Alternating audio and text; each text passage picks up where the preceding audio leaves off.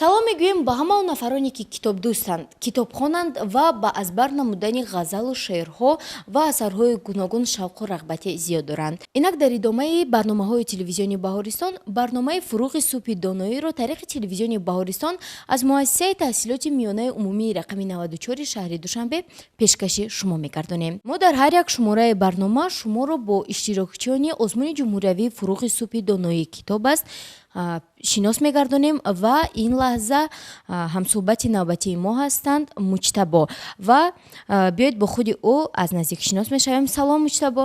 Салом, ман Толибов Муҷтабо Муслидинович, хонандаи синфи дуи муассисаи таҳсилоти миёнаи умумии рақами 94 ноҳияи Синои шаҳри Душанбе мебошам. Ман дар озмуни Фуруғи Субҳи Доноӣ китоб аст аз рӯи номинатсияи хондан ва аз худ кардани осори классикони форсу тоҷик ширкат варзида ҷои намоёнро ишғол намудам. хуб Муҷтабо, чӣ тавре ки ба мо маълум аст, шумо иштирокчии даври сеюми озмуни Фуруғи Субҳи Доноӣ будед ва ба даври чорум низ роҳ хат ёфтед. Акнун мехостем то дар бораи даври шаҳрӣ ба мо каме нақл кунед. рақобати даври шаҳри озмун خیلی جالب بود، خیلی شوق‌آور بود و کم مشکل هم بود. یعنی داوران سختگیرتر و رقیبان جدی‌تر و بقوت‌تر بودند. همین طوره؟ بله. خب مادام که شما همه این مشکلی ها رو برطرف کردید، پس سر کردید، معلوم شود که اونقدر مشکلی هم نبوده است. همین طوره؟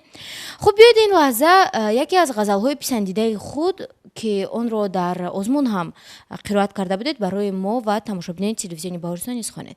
تا عمر بود در هوسی روی تو باشم، در خاک شوم خاک سر کوی تو باشم، فردای قیامت نروم جانب تو بی، در سایه سرو قد دل جوی تو باشم. خوش آن که زبان از پی دشنام برآری، من دست برآورده دعاگوی تو باشم. پهلوی تو پیوسته نشینند رقیبان، تا من نتوانم که به پهلوی تو باشم. از غمزه تو کاستنی من چو یک موی، من موی شوم در خم گیسوی تو باشم. هرگه که تو از ناز بری دست به چوگان، خواهم همه تن سر شوم و گوی تو باشم. ای شاخ گلی تازه منم بلبل این باغ، معذورم اگر شیفته روی تو باشم.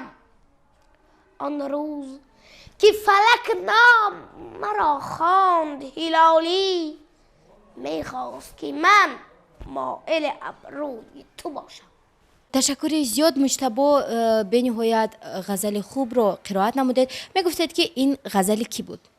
این غزل از بدرالدین هلالی. از بدرالدین هلالی.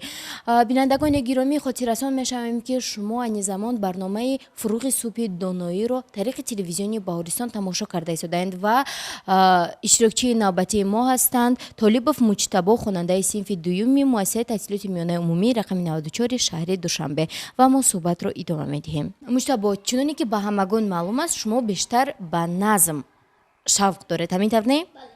خب میگفتید که ادبیات نثری یعنی اثرهای نثری رو از بر میکنید یا اینکه نه؟ درباره اثرهای نثری یعنی کدام اثرهای نثری رو از خود نمودید؟ میتوانید نقل کنید؟ بله، من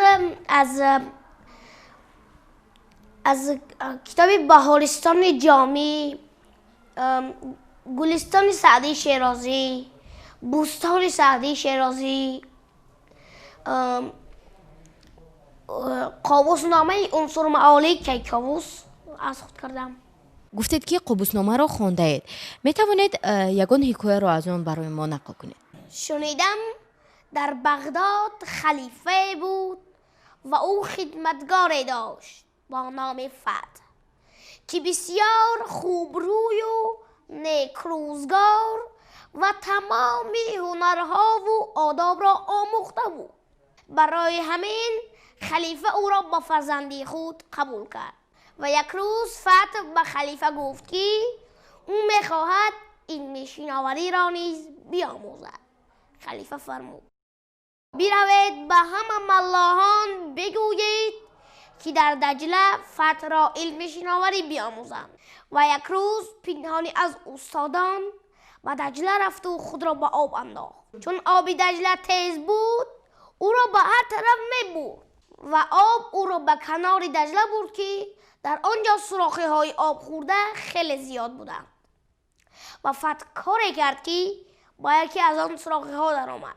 وقتی خبری غرق شدنی فتح را به خلیفه گفتند، خلیفه از تخت آمد و به زمین نشست و گفت هر کسی خبری مرده یا زنده فتح را به من بیارد با او 1000 دینار میدهم. در هفتم روز یک ملاح به کنار دجله رفت و چشمش به آن سوراخی ها افتاد و دید که فتح در آنجا نشسته است. خلیفه وقتی فتح را زنده دید بفرمود که به ملاح 5000 دینار بدهید و به ملاح 5000 دینار دادند و گفت به فتح طعام بیارید چون که او گرسنه 7 روزه می باشد. فتح گفت نه که من گرسنه نیستم. خلیفه گفت چی خیلی گرسنه نیستی؟ مگر تو از آب دجله سیر شدی؟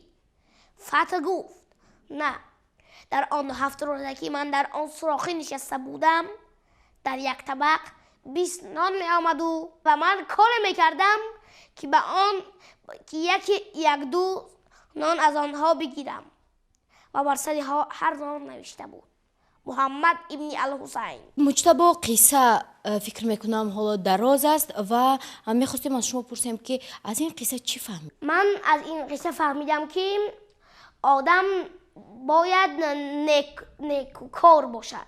تشکر زیاد مجتبی. اکنون باید باز به موضوع کتابخوانی شما برمیگردیم. در یک روز چقدر وقت خود را صرف کتابخوانی میکنید؟ من 2 ساعت سحر میخوانم، 2 ساعت نصف روزی میخوانم و 2 ساعت بگاه. خیلی خوب. چون شما خواننده صنف دوم هستید، در بست یکم میخوانید یا اینکه در بست دوم؟ من در بست یکم میخوانم. خب شما گفتید که 2 ساعت صبحگاهان کتاب میخوانید و 2 ساعت دیگر نصف روزی. آیا این با تیار نمودن درس‌هایتان برای آماده شدن برای مکتب خلل نمیرساند؟ نه. چون سخن درباره کتابخوانی شما میرود، میخواستیم پرسیم که کتاب‌ها را کی برای شما انتخاب میکند؟ از کجا دسترس میکنید؟ کتاب‌ها را ما با پدرم از کتابخانه ها انتخاب کرده میگیریم. بینندگان گرامی، باری دیگر خاطررسان میشویم که برنامه فروغ صبحی دانایی است و در نزد ما طالبوف مجتبی که خواننده صنف دوم هستند و دوره سوم آزمون فروغ صبحی دانایی را نیز گذاشتند و به دوره 4 راه یافتند و این لحظه بیاید یک غزل خیلی پرمضمون را از جانب مجتبی میشنویم. آن روز که تو 7 ساله بودی، چون گل به چمن حواله بودی، اکنون که به 14 رسیدی، چون سر به اوج سر کشیدی. غافل منشین نه وقتی بازیست، وقتی هنر است و سرفرازیست. دانش طلب و بزرگ آموز، تا به نگرد روزت از روز. چون شیر به خود سپه شکن باش، فرزند وصال خویشتن باش. میکوش به هر ورق که خوانی، وان دانش را باید که تمام دانی. در جدول خط قیاسی، میکوش به خویشتن شناسی. وان شغل طلب ز روی حالت، کس کردن نباشد خجالت. تشکر زیاد. و ما میخواستیم باز از شما پرسان شویم که در مجموع شما چقدر، یعنی چند مصرع غزل را برای حکمان یعنی در آزمون پیشنهاد کردید؟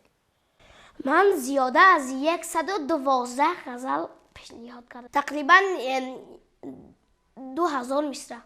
و ما میخواستیم دونیم که غیر از غزل شما باز چی پیشنهاد کردید؟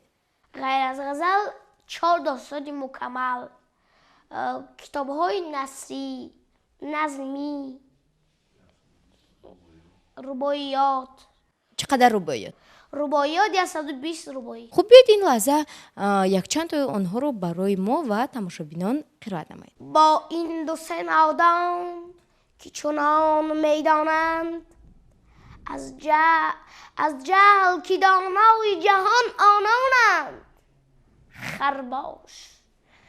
خرباش که این جماعت از فرط خریست، هر کو نخرست کافرش میخوانند.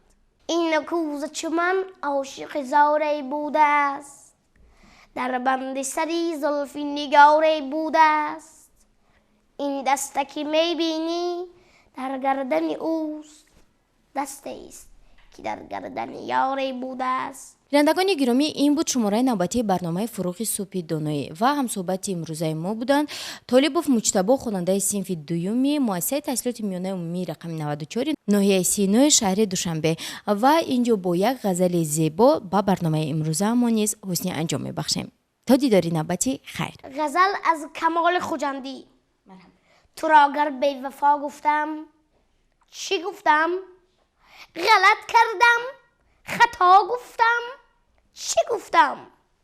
اگر گفتم ستم چندان روا نیست، حدیثی ناروا گفتم، چی گفتم؟